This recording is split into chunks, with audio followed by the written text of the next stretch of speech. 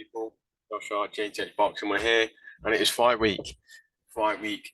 Wood versus Lara 2, Lopez versus Conlon, and Coley versus Billum Smith. But we all know which one I'm here to talk about. We all know. Richard Lara versus Leigh Wood. Repeat or revenge. Manchester Arena. Saturday night. Live on the zone. I'm flipping terrified.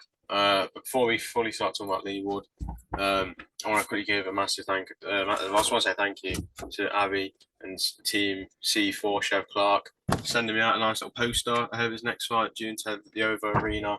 I popped a little tweet asking, if I could have a poster. I don't think I get anything back. And a week later, this just arrived. So it will be on the wall over there sometime soon. Going to get a frame, get it on the wall. Yeah, so big thank you to them. But now let's talk Wood versus Lara. Let me just quickly move the mic in a little bit. Still running the budget setup. But yeah, where do we start? Well, let's look back February 18th, 4 days after my birthday. Little Valentine's Day birthday, you know how it is. But yeah, I was there, sat down, floor seats. I was 7 rows away from the ring, and I was fucking buzzing. I was buzzing, John. I was thinking, you know what? Leigh Wood might actually do the job tonight. I was thinking, like, everyone's not giving him a chance. Everyone's saying Lara's going to spank him. Leigh Wood's got a chance. And he did have a chance. And he did very well until he got caught. So, let's suppose we all know where it went wrong. He got caught. He tried to trade, as Dave Caldwell said to me the other week when I was in Leicester for the Boxing Social Show. Don't hook with the hooker. Simple. He hooked. Lara hooked. Lara's known for having good hooks. Problem solved. Leigh Wood's done. Apart from that, then Leigh Wood was really good. He was really good last time out. Not good. Made Lara look pants. And he did. And he did make Lara look awful. Flipping out. Let me get my bottle of water, actually. Oh. But yeah. Apologies. Yeah, I think he didn't make Lara look good. And Lara looked like he was fading as well. If you look, I just tried to film a video where I watched the highlights of the fight, but fucking hell have I ever seen anything that bad? Jesus Christ. So yeah, that's that. Leigh Wood having a lot of success with his left hand, especially the lead hook. He had really good success. I know that was what. Essentially, it wasn't even the left hook that made him pay the price. The left hook was part of it, but it's when he dropped his right as well. He dropped his right hand, and that's where it went wrong.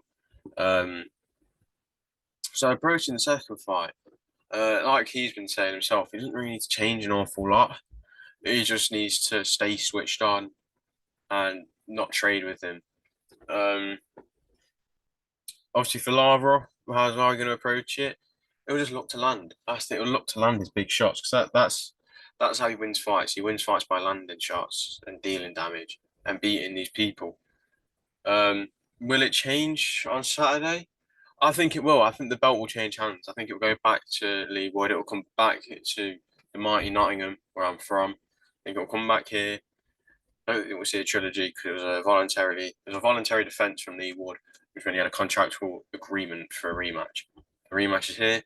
If Leigh Wood loses, though, I don't see where he can go, to be honest. I think retirement, maybe.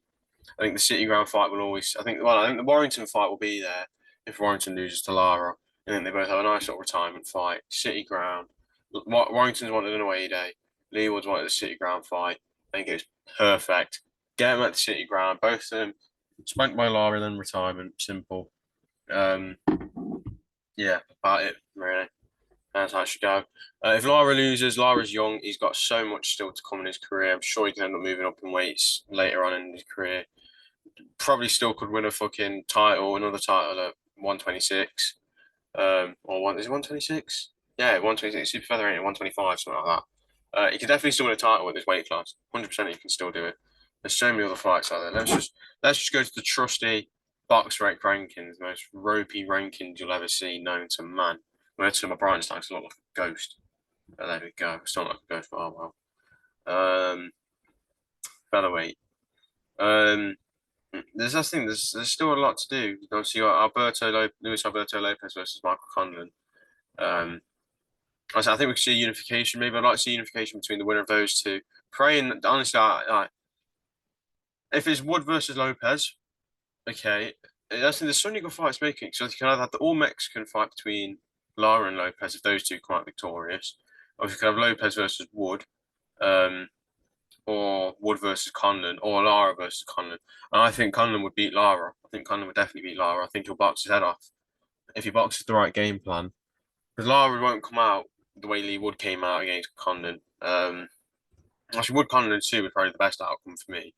I'd love to see Wood Conlon 2. I would, but I wouldn't because Warrington was winning that fight. Let's not say the piss. Warrington was winning that fight. Not Warrington. Conlon was winning that fight. Very close. You know, it could have easily ended as a draw. A lot of the judges had it 103, 104 for Conlon. So let's say Leigh Wood won that round 10-9. He was going to finish 114. No, 113, 113. Yeah, it would have finished 113, 113. The other judge would have had Conlon, so it would have been a majority draw, which would have set up a rematch perfectly, to be honest. But, you know, let's just, if I could, I'd put the fucking highlights on now and just show you what happened. Because what a night that was. I want to make a bit more of a video talking about that. This week, I'm kind of going to stick to Leigh Wood videos. I've put in a press application for the fight week events for this week. I'm going to the fight as a fan.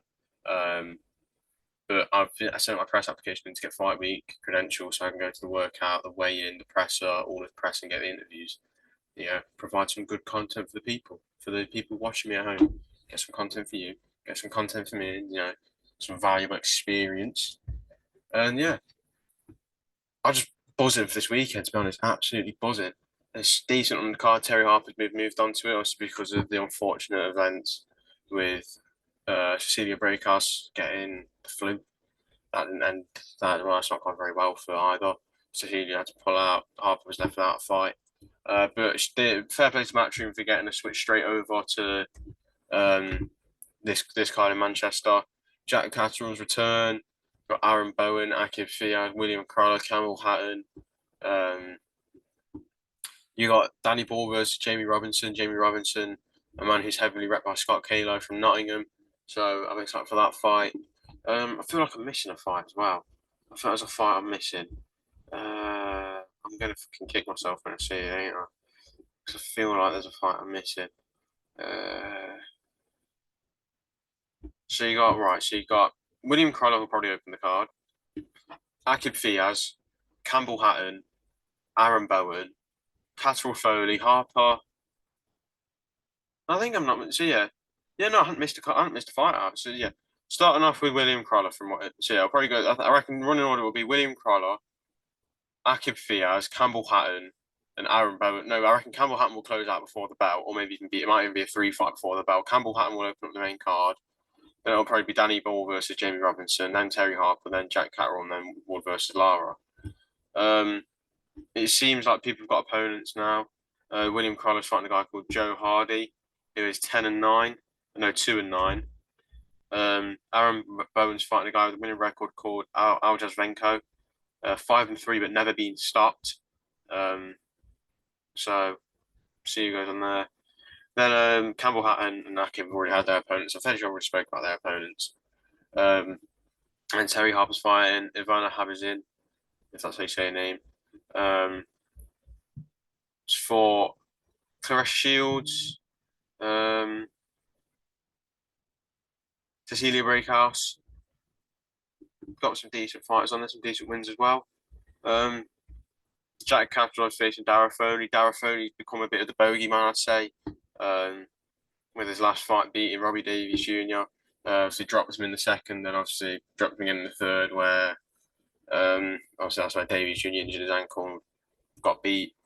I think Jack Catterall will probably get through this fight with a bit of ease. It'll be exciting to see what happens, though. We're very excited to see what happens. Obviously, main event, Wood Lara. I'm going to go with a Leigh Wood late stoppage. I'm confident in saying that now. Leigh Wood late stoppage. Boom. Right. That's all from me because I've already tried to film one video tonight. I've not got an awful lot else to do, but I just don't really know what else to say.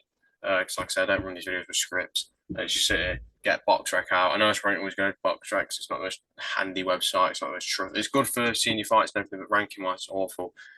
They've got Liam Smith at number 11 in the pound for pound rankings, and Usyk at like 30. Outrageous. But yeah, if you've enjoyed, like, subscribe, do your thing. Back tomorrow again to look at probably for like Katie Taylor versus Chantel Cameron there, and the positives of the night and the negatives of the night. There's a lot more negatives than positives if you're an Irishman or Irish woman. But yeah, anyway, people, thank you for watching. I appreciate all the support, and we're also pushing for 400 subscribers.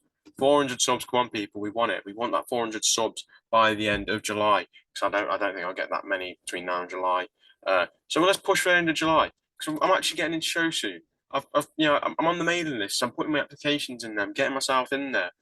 You'll be seeing me at the big show soon. Roll on July 29th as well, Telford. The boy Ethan James is back out again, and it's looking like he could be fighting in his first title fight. Third time's the charm. He's already had 2 scheduled before, and they've both been cancelled.